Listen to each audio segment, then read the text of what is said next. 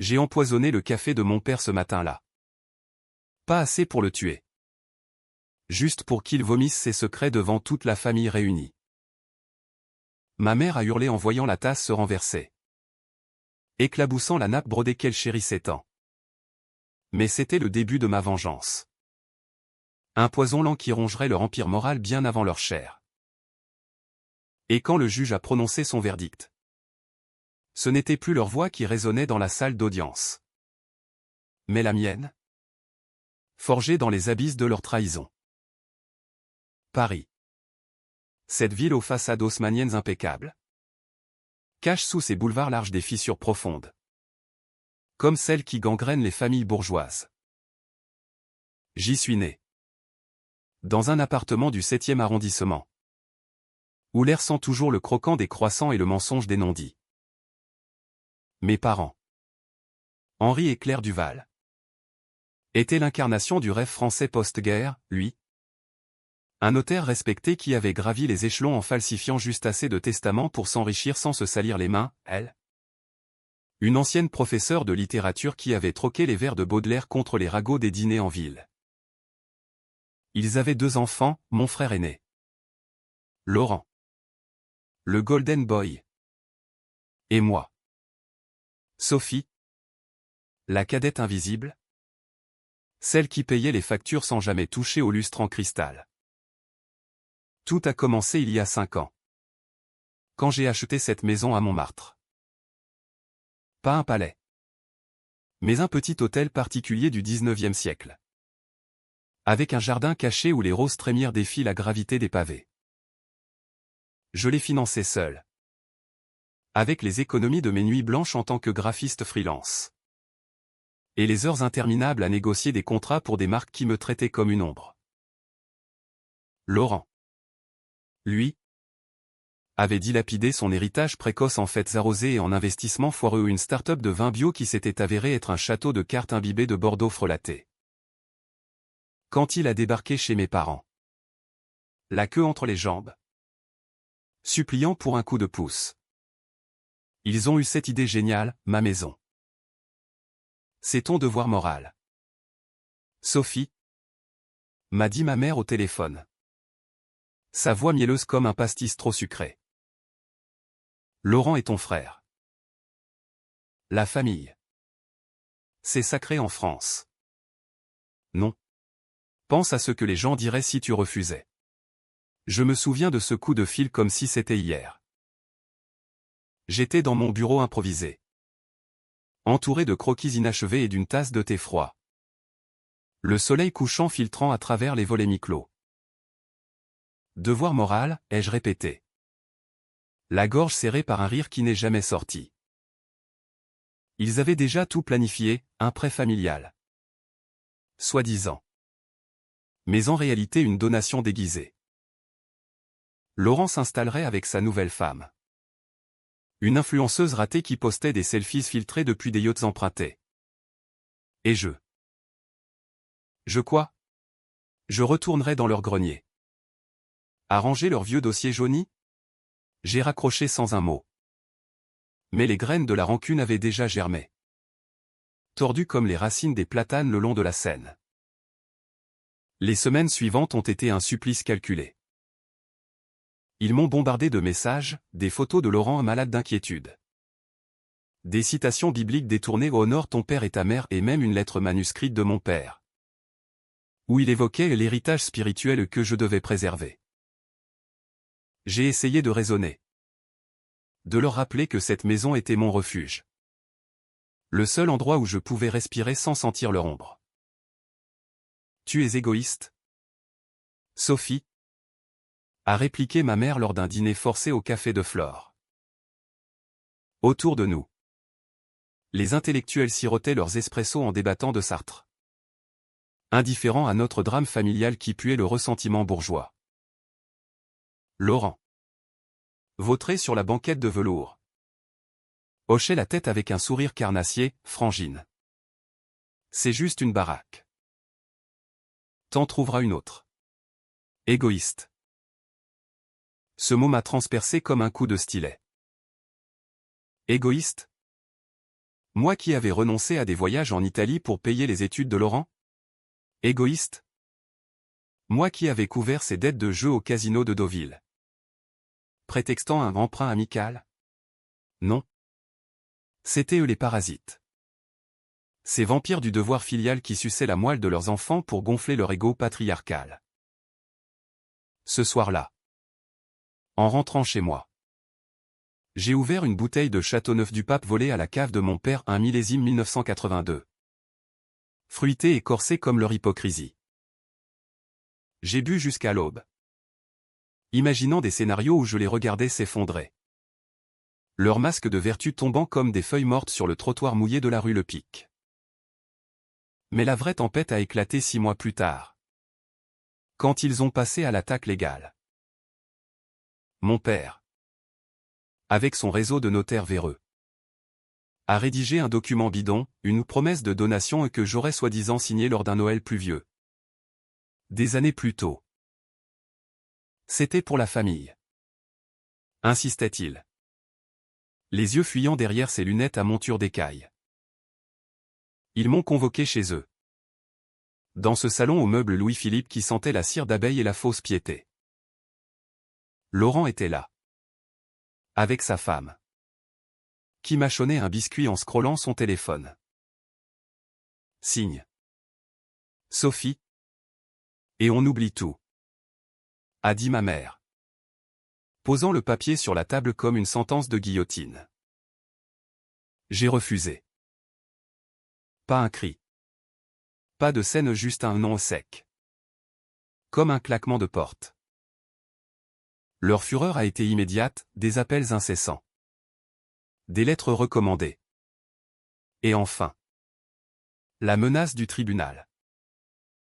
On te traînera en justice pour ingratitude filiale. A craché mon père au téléphone. Sa voix tremblante de rage contenue. Ingratitude. Le mot m'a fait sourire dans le noir de ma chambre, où les ombres des guirlandes de Noël abandonnées dansaient sur les murs. C'est là que j'ai décidé, pas de violence brute. Non, ça serait trop facile. Trop vulgaire pour des Duval. Ma revanche serait chirurgicale. Un scalpel dans les chairs de leur fierté. Taillé dans les faits et les non-dits qu'ils avaient enterrés sous des décennies de mensonges. J'ai commencé par fouiller.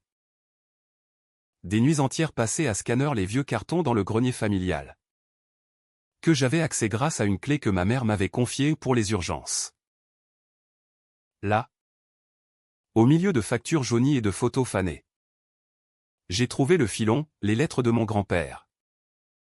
Un industriel ruiné par la guerre, qui avait légué tout à mon père sous condition de protéger les plus faibles.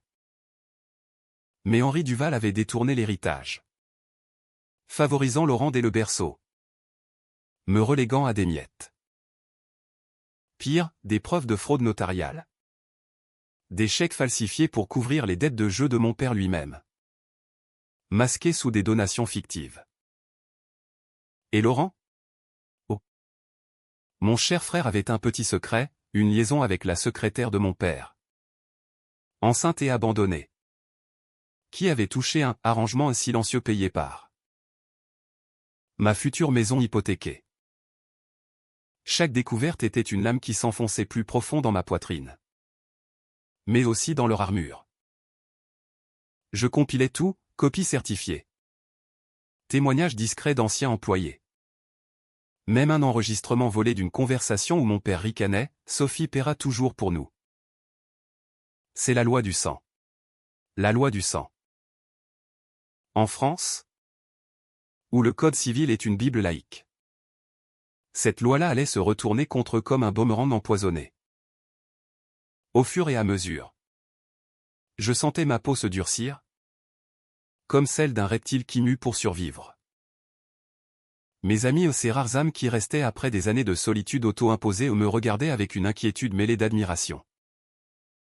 Sophie, arrête. Ça te détruira, murmurait Émilie, ma voisine barista au Sacré-Cœur, en me servant un café serré.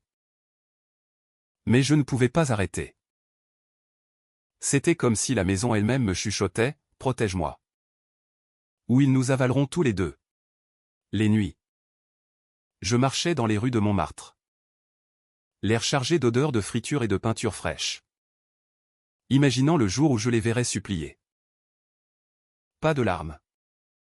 Pas de cris, juste la froide satisfaction d'un verdict qui les dépouillerait de tout. Y compris de leur illusion de supériorité morale. Le jour de l'audience approchait. Et avec lui. Mon coup d'éclat. J'avais engagé un avocat. Un jeune loup du barreau parisien nommé Julien. Aux yeux verts et au cynisme aiguisé. Qui avait flairé l'affaire comme un renard une poule dodue. On va les éviscérer légalement. M'avait-il dit dans son bureau du Marais. Entouré de livres de droit empilés comme des remparts. Ensemble. Nous avions bâti le dossier, une contre-attaque pour abus de confiance. Chantage affectif. Et même une plainte pour escroquerie aux donations. Mais ce n'était pas assez. Ma vengeance personnelle culminerait ce matin-là. Dans leur cuisine impeccable. Avec ce café empoisonné, non pas du cyanure. Mais un laxatif puissant mélangé à une dose de vérité brute, j'y avais glissé des copies des documents incriminants.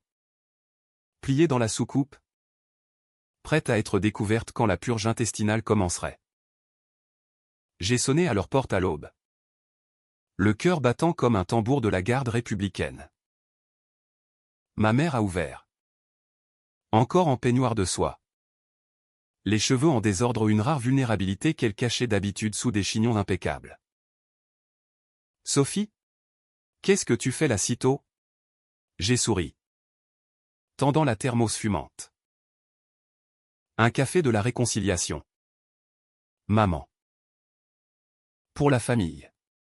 Elle a appelé mon père. Qui est descendu en pyjama. Grognon. Et Laurent. Qui traînait en boxer. Sa femme encore au lit. Nous nous sommes assis autour de la table.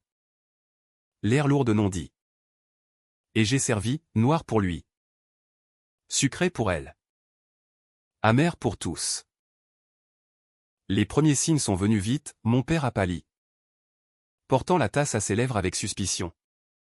Mais l'odeur du colombien torréfié a masqué tout. À la famille. Ai-je trinqué? Et ils ont bu. 10 minutes plus tard. Le chaos, mon père s'est plié en deux. Courant aux toilettes. Suivi de ma mère qui a vomi dans l'évier. Laurent. Pris de panique. A renversé sa chaise.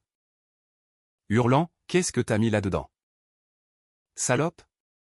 J'ai ri alors. Un rire froid qui a résonné comme un glas dans la pièce. Rien de fatal. Frangin. Juste un petit remontant pour évacuer les toxines. Et regardez sous vos tasses des cadeaux pour vous. Les documents sont tombés comme des accusations divines, les fraudes. Les mensonges. Les preuves de leur avidité. Ma mère. Les joues striées de mascara. A lu en tremblant, Henri. C'est vrai? Mon père. Revenu blême et en sueur. A essayé de nier. Mais les laxatifs et les faits l'ont terrassé. C'était pour nous protéger. A-t-il balbutié. Mais sa voix sonnait faux. Comme un vin bouchonné. Laurent. Réalisant que sa bulle d'immunité éclatait. M'a fixé avec haine, tu vas payer pour ça. Sophie. Non. C'est toi qui paieras. Ai-je pensé. Et le juge. Cet après-midi. Scellerait le sort. Dehors. Paris s'éveillait sous un soleil d'hiver pâle. Indifférente à nos drames domestiques. Je suis sorti. Laissant derrière moi les gémissements et les pleurs.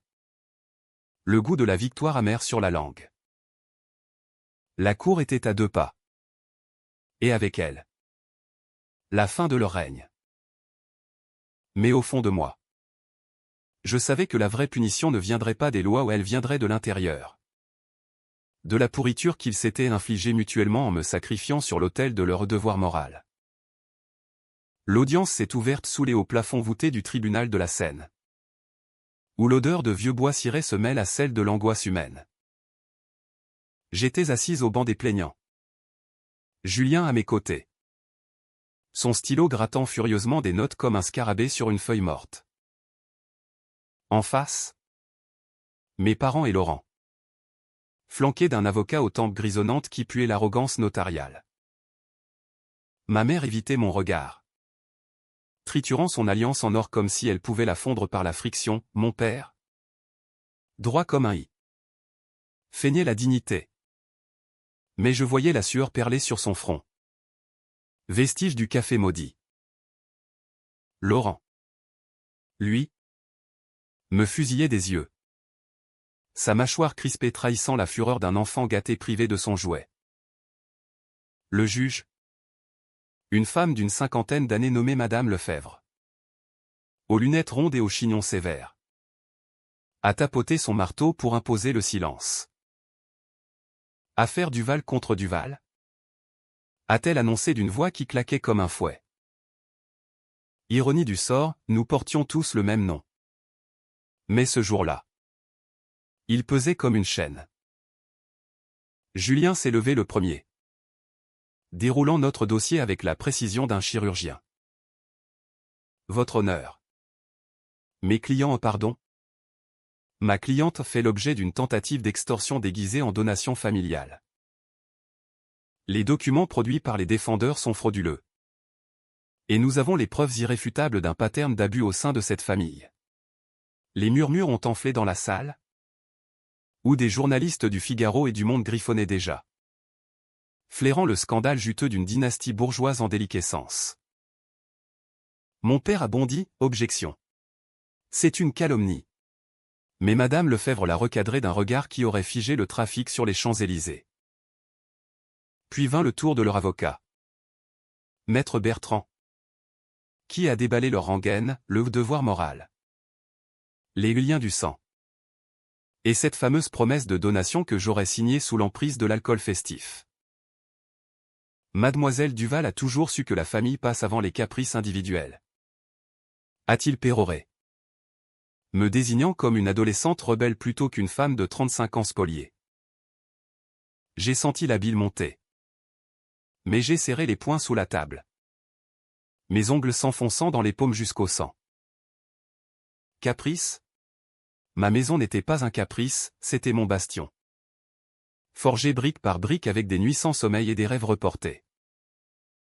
Julien a contre-attaqué avec brio, il a projeté sur l'écran les scans des lettres de mon grand-père. Les chèques falsifiés. Et même l'enregistrement audio à ma voix tremblante sur le coup de fil où ma mère me suppliait, « Sophie. Signe. Ou tu n'es plus ma fille. » La salle a retenu son souffle quand la voix de mon père a retenti. Railleuse, elle paiera toujours pour nous. Un hoquet collectif a parcouru l'assemblée, ma mère a porté la main à sa bouche. Les yeux écarquillés comme si elle découvrait un fantôme. C'est alors que Laurent a craqué. C'est des mensonges. Sophie est une menteuse pathologique, a-t-il hurlé. Se levant d'un bond. Son visage rouge comme un coq de Bresse en colère. Le juge a ordonné l'ordre. Mais le mal était fait, les flashs des photographes ont crépité, immortalisant son éclat comme une star déchue d'une télé-réalité. Je l'ai regardé s'effondrer sur sa chaise. Et pour la première fois, j'ai vu non pas mon frère, mais un homme brisé par ses propres excès à un miroir déformant de ce que mes parents avaient fait de lui. Était-ce de la pitié que je sentais? Non. Juste une satisfaction viscérale. Comme mordre dans un citron après des années de sucre forcé. L'interrogatoire a suivi. Un ballet macabre où chaque question était une estocade. Madame Lefebvre s'est tournée vers moi, Mademoiselle Duval. Expliquez-nous pourquoi vous refusez cette aide fraternelle et point. J'ai pris une inspiration. Ma voix calme mais tranchante comme une lame de guillotine. Parce que ce n'est pas de l'aide. Votre honneur. C'est du vol. J'ai construit cette maison avec mon labeur. Pas avec l'héritage familial qu'ils ont déjà dilapidé. Et ce devoir moral? C'est une chaîne qu'ils forgent pour les plus faibles. Pour moi. Parce que je n'ai pas leur ambition corrompue. Les mots coulaient. Libéré d'années de silence. Et je voyais ma mère se tasser. Son chignon se défaire comme un symbole de son empire qui s'effrite. Puis vint le témoignage de mon père. Il s'est avancé. La démarche raide. Jurant sur la Bible laïque du Code civil. J'ai toujours agi pour le bien de la famille. A-t-il déclaré. Mais sa voix chevrotait. Trahi par les laxatifs résiduels qui le faisaient transpirer abondamment. Julien a sorti la tout maître, les preuves de ses fraudes notariales. Corroborées par un expert comptable que j'avais payé de ma poche. Monsieur Duval? Comment expliquez-vous ces irrégularités dans les donations à votre fils? Le silence qui a suivi était assourdissant, mon père a balbutié. Invoquant erreurs administratives. Mais c'était fini. La vérité. Cette garce impitoyable avait percé l'armure. Ma mère a été la plus dure à briser. Appelée à la barre. Elle a pleuré. Évoquant l'amour maternel et les sacrifices les siens. Bien sûr. Jamais les miens. Sophie. Tu es ma petite fille. Comment peux-tu nous faire ça, a-t-elle gémi. Tendant une main tremblante. J'ai croisé son regard. Et pour un instant. J'ai vu la femme qu'elle avait été, une jeune veuve de guerre. Luttant pour élever 2 enfants dans un Paris en ruine. Mais cet instant a passé. Balayé par les années de favoritisme. De Laurent a besoin. Sophie comprendra. Maman? Ai-je répondu doucement. C'est toi qui nous as fait ça. À tous. Un sanglot lui a échappé. Et elle s'est affaissée. Vaincue. La pause déjeuner a été un interlude surréaliste. Dehors. Sous le ciel gris de décembre. J'ai fumé une cigarette, un vice que j'avais abandonné. Mais que ce jour réclamait. Julien m'a tapoté l'épaule, on les tient. Sophie. Mais prépare-toi, l'après sera pire. Pire? Comment? Quand j'avais déjà vu leur masque tomber? Pourtant. Il avait raison. En regagnant la salle, j'ai croisé Laurent dans le couloir, il m'a agrippé par le bras. Ses ongles s'enfonçant comme des serres. Si on perd, c'est ta faute. Tu détruis tout. J'ai dégagé mon bras d'un geste sec. Non. Frangin. C'est toi qui as tout gâché. Et maintenant? Assume. L'après-midi a vu les expertises défiler, un notaire indépendant confirmant la fraude. Une psychologue familiale témoignant des dynamiques toxiques son terme. Pas le mien. Mais il collait comme un gant. Madame Lefebvre écoutait. Impassible. Notant chaque détail avec la précision d'un horloger. Vers 17 heures.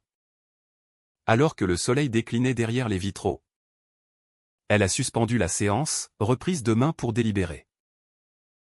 Les parties sont priées de réfléchir à une médiation. Médiation? Avec ces hyènes? Jamais. En rentrant chez moi. La maison m'a accueilli comme une amante fidèle, les murs chauds. Le jardin où les dernières roses tintaient sous la brise. J'ai ouvert une bouteille de Sancerre. Toastant à l'absence de leur ombre. Mais le sommeil n'est pas venu, au lieu de ça. Des flashbacks, les Noëls où Laurent recevait les jouets chers tandis que je ramassais les restes, les anniversaires où ma mère chuchotait « Sois forte pour ton frère », les soirées où mon père vantait ses exploits en ignorant mes bulletins impeccables. Chaque souvenir était un clou dans mon cercueil émotionnel. Mais aussi dans le leur.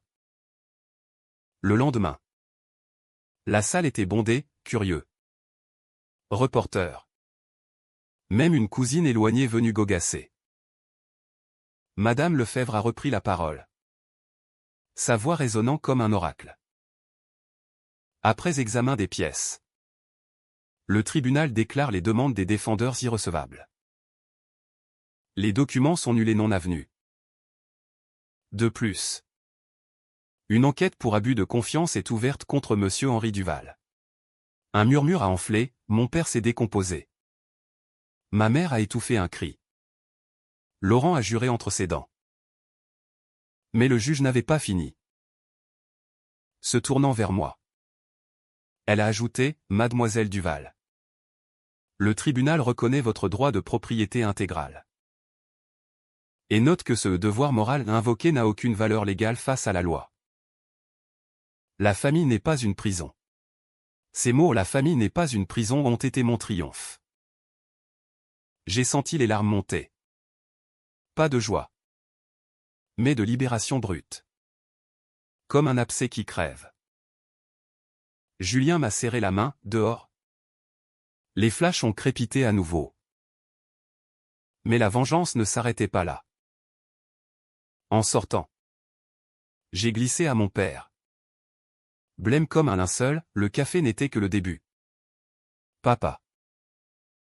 Demande à ton notaire de vérifier tes comptes au. Attends. Il est déjà en tôle pour complicité. Son regard s'est voilé de terreur, il savait que j'avais des cartes dans ma manche. Des preuves supplémentaires que je gardais pour les jours sombres. Les jours suivants ont été un tourbillon. Les journaux titraient « Drame familial au tribunal, une fille contre ses parents pour une maison à Montmartre ». Ma mère m'a appelé. La voix brisée, reviens. Sophie. On peut arranger ça. Arranger? J'ai raccroché. Bloquant le numéro. Laurent a tenté une visite nocturne. Ivre et suppliant, laisse-moi squatter un mois. Frangine. Juste un mois. Je lui ai fermé la porte au nez. Le verrou claquant comme un point final. Et mon père? Il a démissionné de son étude. Ruiné par les amendes et les rumeurs. Leur empire moral n'était plus qu'un tas de ruines. Balayé par le vent de la vérité. Pourtant, dans le silence de ma maison, la victoire avait un goût fade.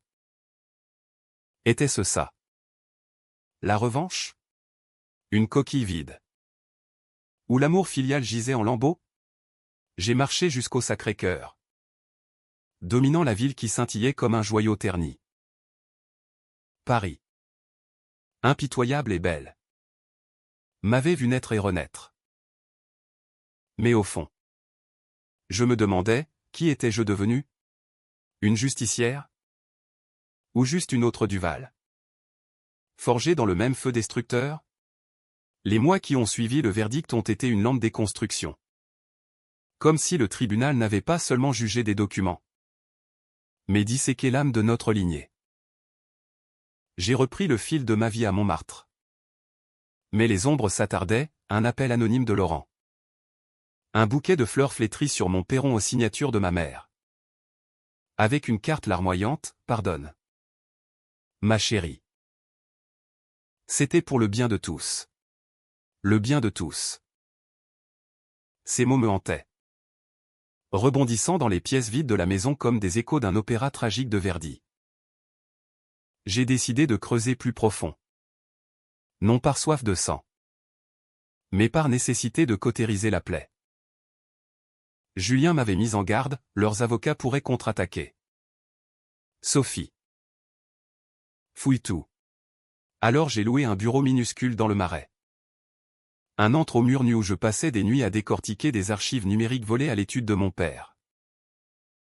Ce que j'y ai trouvé m'a glacé, pas seulement des fraudes mineures, mais un réseau entier des clients ruinés par des conseils douteux. Des testaments altérés pour favoriser des amis de la famille. Et au centre, Laurent.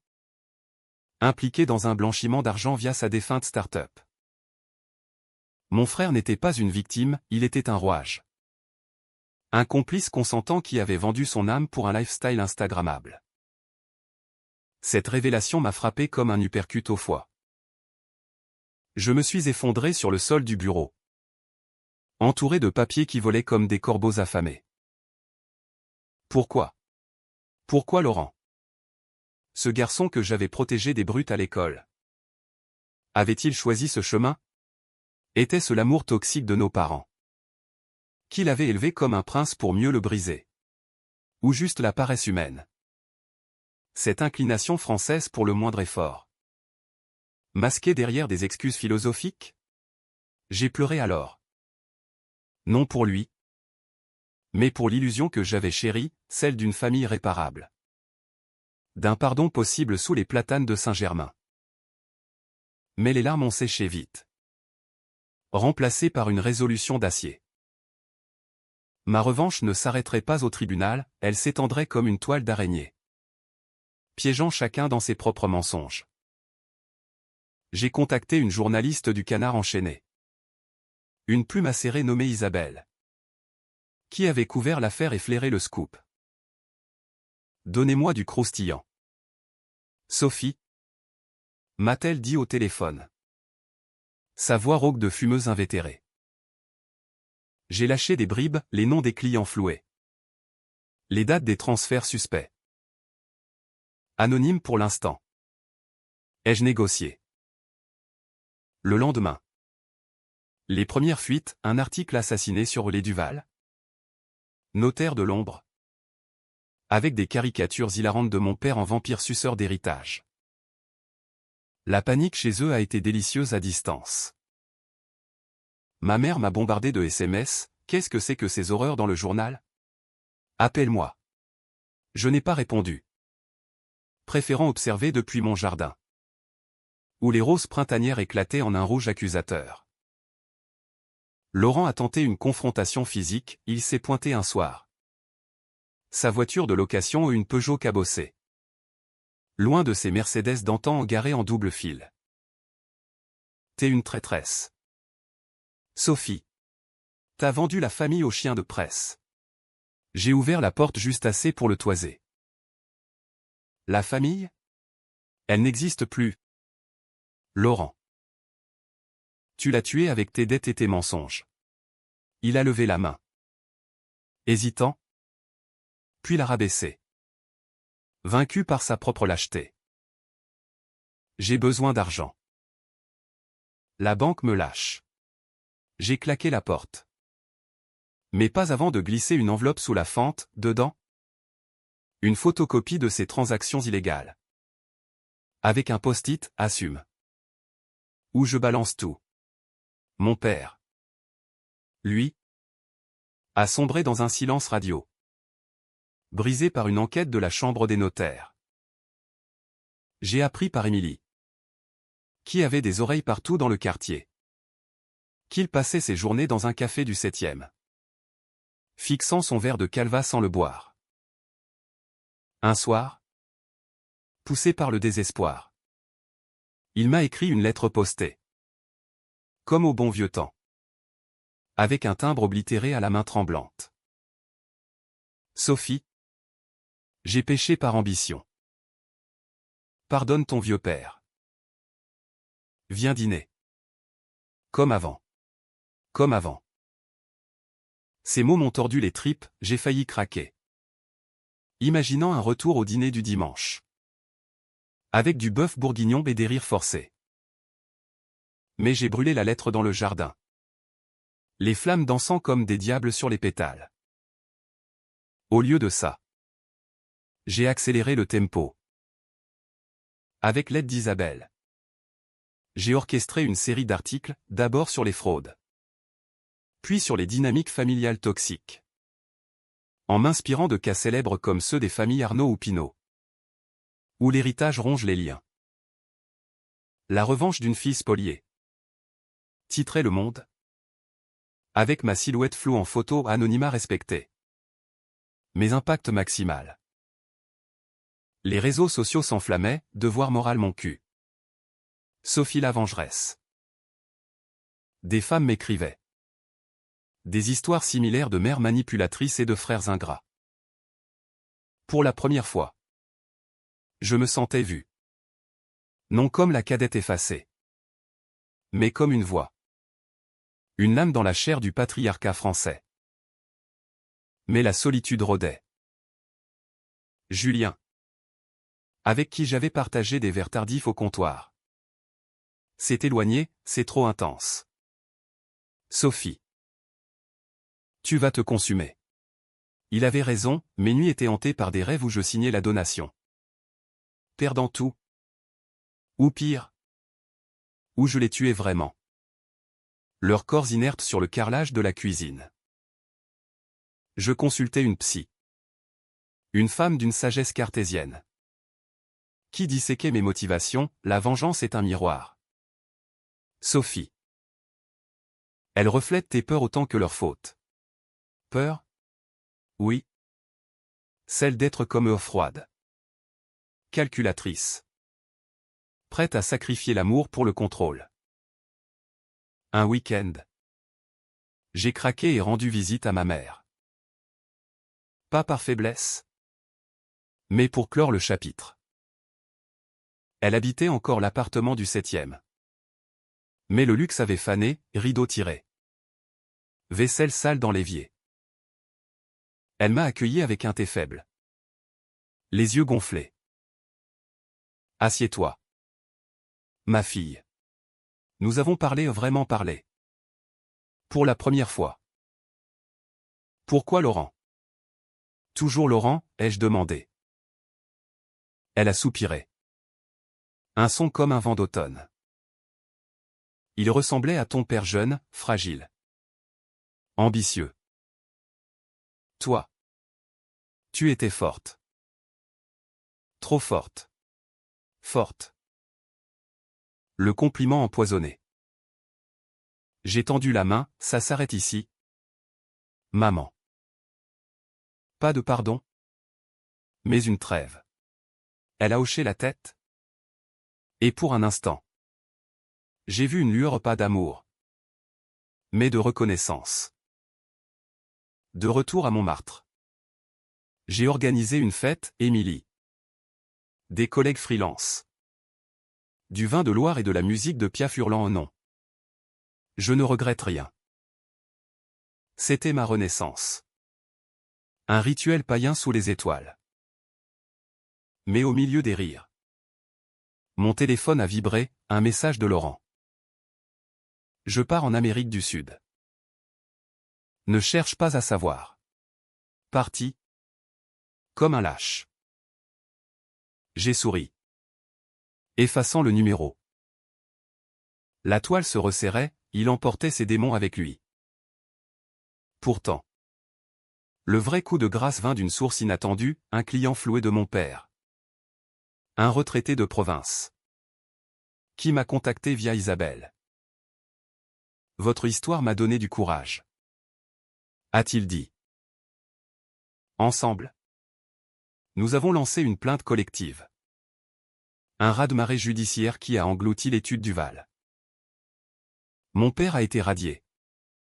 Ma mère vendait des bijoux pour survivre. Et moi? J'agrandissais mon jardin. Plantant des orties, symbole de résilience piquante. Mais dans le calme. La question persistait, était-ce justice ou vengeance? La psy avait raison, c'étaient les deux. Entrelacés comme les vignes de la Loire. Et tandis que Paris bruissait de ses secrets. Je forgeais les miens. Prête pour la suite car en France. Les drames familiaux ne meurent jamais, ils se réincarnent. Plus vicieux. Plus vrai. L'été 2025 a apporté une chaleur suffocante à Paris. Transformant les rues en four où l'asphalte fondait sous les talons. Ma maison. Avec ses murs épais. Était un havre. Mais même là. La moiteur collait à la peau comme un reproche. Les articles continuaient à pleuvoir, après le canard. C'était Libération qui titrait La fille qui a brisé l'empire du Val. Avec des interviews anonymes de sources proches. Je lisais tout, archivant les coupures comme des trophées. Mais chaque mot ravivait la plaie, étais-je une héroïne? Ou juste une vengeresse mesquine? Taillant dans la chair familiale pour panser mes propres hontes? Julien m'avait invité à dîner. Un geste diplomatique dans un bistrot du canal Saint-Martin, où les néons roses se reflétaient dans l'eau trouble. Tu as gagné la bataille, Sophie. Mais la guerre? C'est dans ta tête. Il avait raison, les nuits. Je revivais l'audience en boucle. Le marteau du juge claquant comme un cœur qui s'arrête. Nous avons bu du rosé de Provence. Et pour la première fois depuis des mois. J'ai ri à un rire vrai. Libéré par le vin et son regard complice. Mais quand il m'a embrassé, doux comme une brise d'été, j'ai reculé. Pas encore, ai-je murmuré. La confiance était un luxe que je ne pouvais pas m'offrir, pas après avoir vu l'amour se muer en armes chez mes parents. La nouvelle vague de ma revanche a commencé par accident. En triant les archives, j'ai découvert un dossier scellé, les origines de Laurent. Pas mon frère de sang, mais un demi-frère. Fruit d'une liaison de mon père pendant la guerre. Adopté en secret pour sauver les apparences. Ma mère le savait, une note manuscrite. Johnny, Henri. C'est ton fardeau. Pas le mien. Le choc m'a cloué, toutes ces années de favoritisme. Non par amour, mais par culpabilité. J'ai confronté ma mère par appel vidéo. Son visage pixelisé tremblant sur l'écran. C'est vrai? Elle a nié d'abord.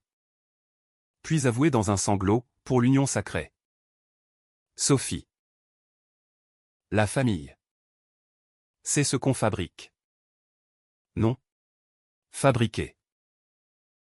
Comme un gâteau empoisonné. Armé de cette bombe, j'ai contacté un généalogiste. Un érudit du passé français obsédé par les ADN cachés. Les tests ont confirmé, Laurent.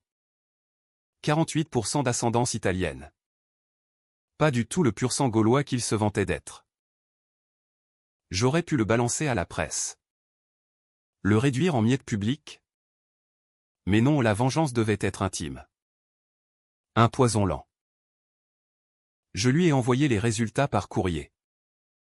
Anonyme. Avec une photo de notre famille d'enfance photoshopée, lui. Effacé du cadre. Sa réponse? Un appel hystérique, c'est des conneries. T'es jalouse parce que t'as rien eu. Jalouse? Non. Libéré. Il n'était plus mon sang, juste un imposteur. Comme eux tous. Mon père. Apprenant la fuite car les ragots voyagent plus vite que la lumière à Paris, a tenté une rédemption théâtrale. Il s'est présenté à ma porte un matin de canicule. En chemise froissée. Une bouteille de cognac Armagnac à la main. Parlons. Sophie. Vraiment. Je l'ai laissé entrer. Curieuse de voir jusqu'où irait son masochisme. Assis dans le salon. Entouré de mes croquis accrochés au mur, des portraits abstraits de visages brisés. Il a déballé son âme, les nuits de 1944. La peur des Allemands? La femme italienne rencontrée dans un abri. Enceinte et abandonnée. Laurent était ma pénitence. Ma façon de réparer. Réparer? En me sacrifiant? J'ai versé le cognac. Le feu du alcool brûlant ma gorge. Et moi? Papa? Ta pénitence à toi. Il a baissé la tête? Vaincu. Je t'ai aimé. À ma façon. À sa façon. Pas assez. Ce soir-là. Nous avons dîné, pas un festin. Juste des tomates du marché et du pain croustillant. Pas de réconciliation. Mais un armistice fragile. Il est parti à l'aube. Me laissant la bouteille vide et un merci le murmurait. Mais la vraie revanche était en moi, en l'ayant écouté. Je l'avais dépouillé de son rôle de victime. Il rentrait chez lui plus nu. Sans l'armure du silence. L'automne a apporté des pluies battantes. Et avec elles, l'acte final contre Laurent. Il était revenu de son exil sud-américain. Plus maigre. Les yeux creux comme un junkie en sevrage. Il m'a contacté via Émilie, besoin d'aide. Sauf. Sérieux. Contre mon gré. Je l'ai rencontré au Père-Lachaise. Parmi les tombes de Proust et de Morrison. Où les fantômes écoutent les confessions. J'ai tout perdu. A-t-il avoué. Assis sur un banc mouillé. La femme m'a quitté. Les flics me cherchent pour les dettes. J'ai sorti une enveloppe, dedans. Un chèque au pas généreux. Juste assez pour un billet d'avion et les résultats ADN. Lisa. Et part. Loin. Il a pâli. Les pages tremblant dans ses mains. Pourquoi me dire? Pour me briser? Pour te libérer. Ai-je répondu. Comme je l'ai été. Il est parti ce soir-là. Sans adieu. Les nouvelles ont filtré, arrestation à l'aéroport de Roissy pour évasion fiscale. Pas mon œuvre directe. Mais le karma. Cette justice française impitoyable. Avait fait le reste. Ma mère, apprenant tout, a sombré dans une dépression. Hospitalisée au Pitié-Salpêtrière. J'y suis allé. Une fois. La trouvant pâle sous les néons froids. C'est fini? Maman, ai-je demandé. Elle a serré ma main, pour moi. Oui. Pour toi. Je n'ai pas répondu, la réponse était dans mes yeux. Calme comme la Seine après l'orage. Avec l'hiver? J'ai tourné la page. La maison était mienne. Légalement et spirituellement, j'y ai invité des artistes, transformant le jardin en atelier ouvert.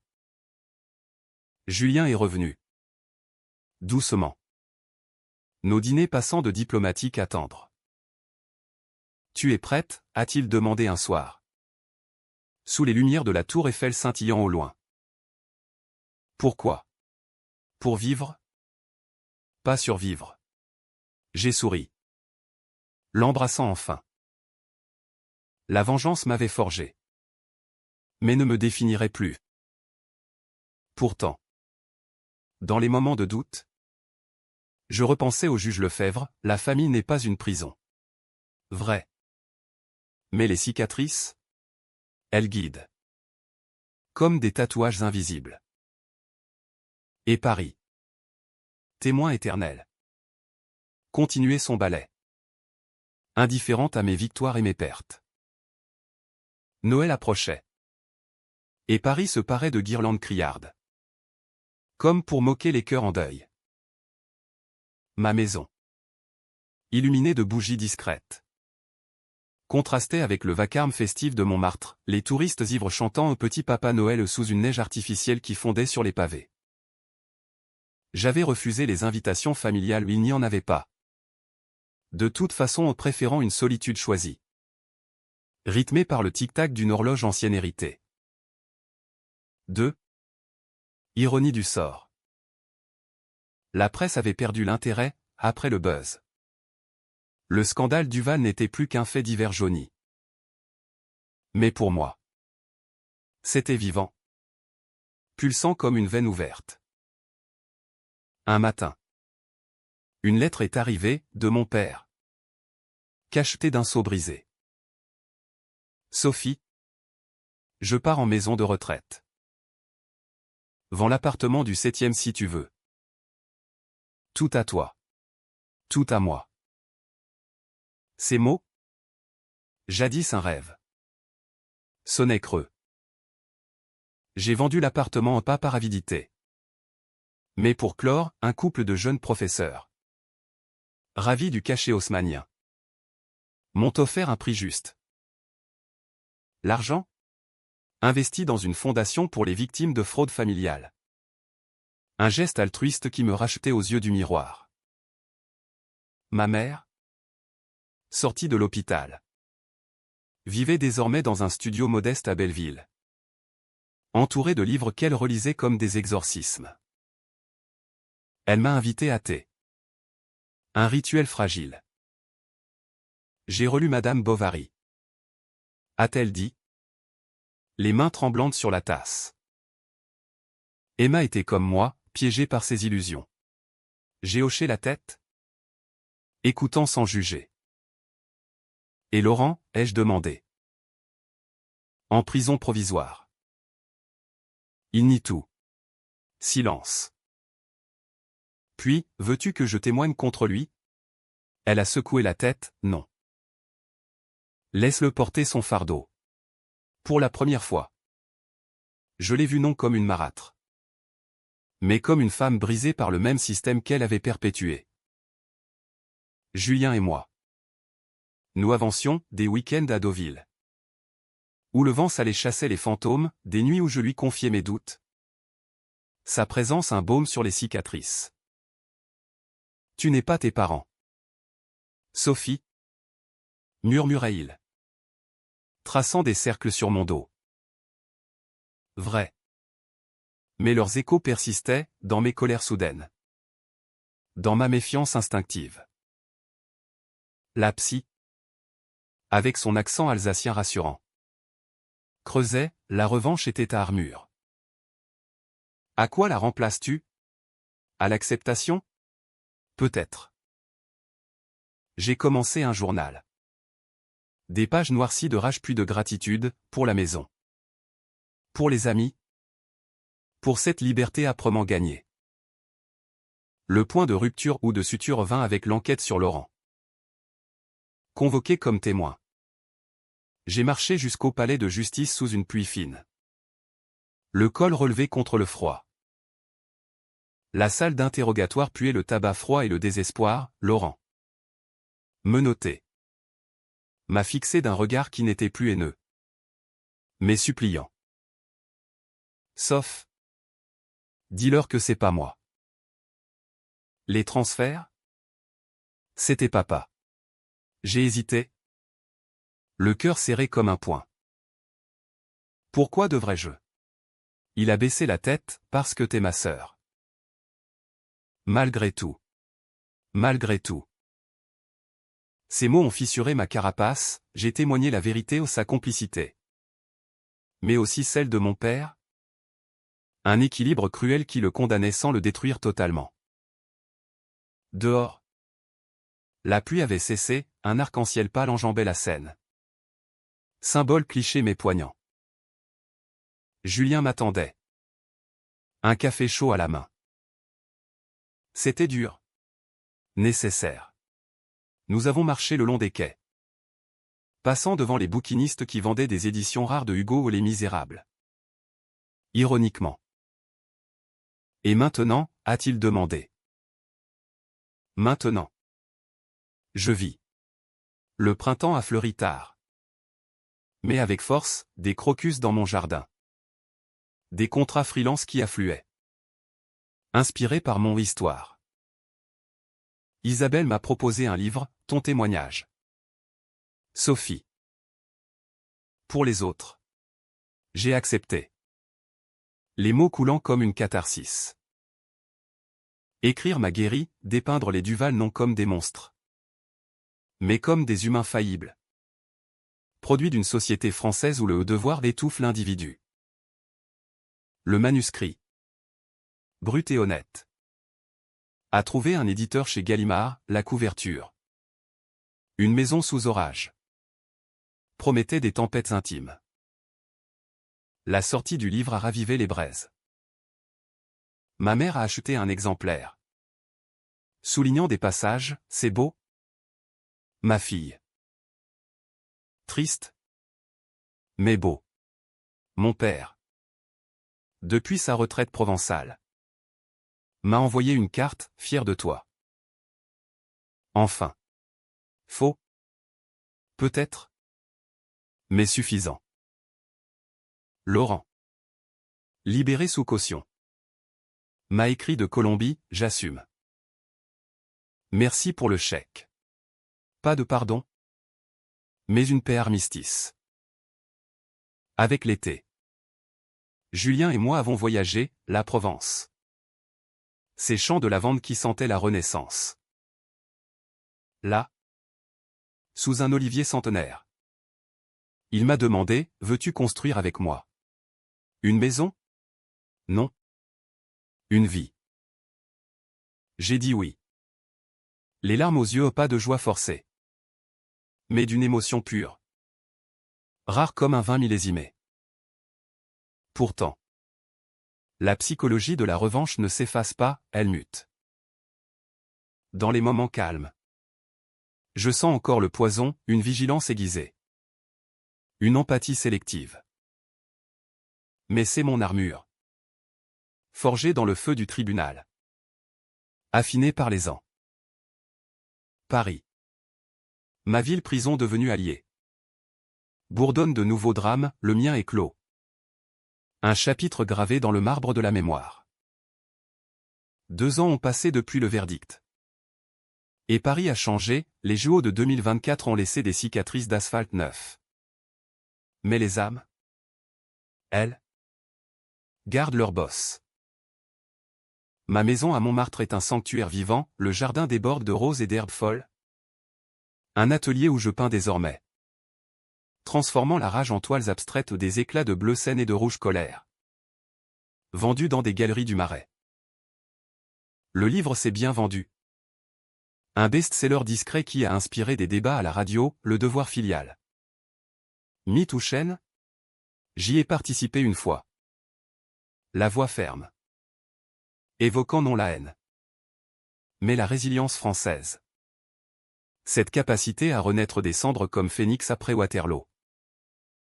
Julien et moi vivons ensemble. Un équilibre précaire mais doux, il dans son cabinet du barreau. Moi dans mes couleurs. Pas d'enfant, pas encore. Peut-être jamais, la famille. Pour moi. Est un choix. Non une sentence. Les week-ends. Nous fuyons à la campagne. Dans une masse provençale héritée de la vente de l'appartement, un clin d'œil ironique à mon père. Qui y passe ses étés. Veuf depuis 1 an. Ma mère est morte paisiblement. D'un cœur fatigué, à son enterrement. J'ai lu un extrait de son Bovary préféré. Les mots flottant comme des feuilles sur la Marne. Elle avait aimé. À sa façon. Pas de regret. Juste une clôture. Laurent? Il est resté en exil. Gérant un petit bar à Bogota. Sobre et repentant selon les rumeurs. Nous échangeons des mails sporadiques, des nouvelles neutres. Comme des météos d'un pays lointain. Ici, il pleut des trombes. Et toi? Soleil sur la butte. Pas d'excuses. Pas de pardon explicite, juste une distance qui guérit. L'enquête l'a blanchi partiellement, mon père a porté le chapeau. Radié mais épargné par la prison grâce à ses réseaux. Il m'appelle ma avocate. Un surnom moqueur qui cache du respect. Lors de sa dernière visite. Nous avons marché dans le jardin, il a touché une rose. Piquant son doigt. Comme la vie? J'ai ri, oui. Papa. Épineuse. Mais belle. La psy a été la première à partir, tu n'as plus besoin de moi. A-t-elle dit lors de notre dernière séance. Dans son cabinet au mur tapissé de Freud en français. Tu as intégré la douleur. Intégré. Oui, elle est là. Tatouée dans mes choix. Dans ma façon de dire non sans culpabilité. Émilie, ma complice barista, est devenue partenaire, nous avons ouvert un café-librairie au pied de la butte. La vengeresse. Un clin d'œil qui fait sourire les habitués. Là, entre des lattes fumants et des piles de polar. J'écoute les histoires des autres, des divorces amers. Des héritages contestés. Comment tu fais pour avancer, demande-t-elle. En regardant en face. Réponds-je. La famille n'est pas une prison. Mais un miroir. Et on brise les miroirs qui mentent. Un soir d'automne. Sous un ciel zébré d'or, j'ai reçu une invitation inattendue, une conférence à la Sorbonne sur la psychologie de la revanche dans la littérature française. J'y suis allé. Nerveuse. Face à des étudiants aux yeux vifs. La vengeance n'est pas un vice? Ai-je dit? Citant Dumas et son conte de Monte Cristo. C'est un cri primal. Une façon de reclin son narratif. Mais le vrai triomphe? Transformer le poison en remède. Les applaudissements ont crépité comme des feux d'artifice, Julien. Au premier rang. M'a regardé avec fierté. Aujourd'hui. Le 17 décembre 2025. Je marche sur les grands boulevards.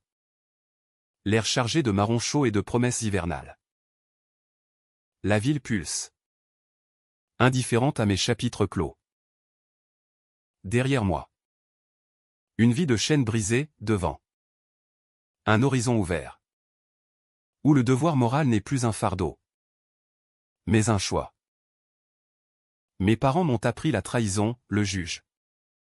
La loi, moi-même. La force. Et dans ce savoir. Je suis entière une Duval réinventée. Libre dans les rues de Paris. Où chaque pierre raconte une revanche inachevée. La fin? Non. Juste un point-virgule. Car en France, les drames se poursuivent. Éternels comme la tour Eiffel sous la pluie. Et moi? Je danse dans la tempête? Plus forte. Plus vraie.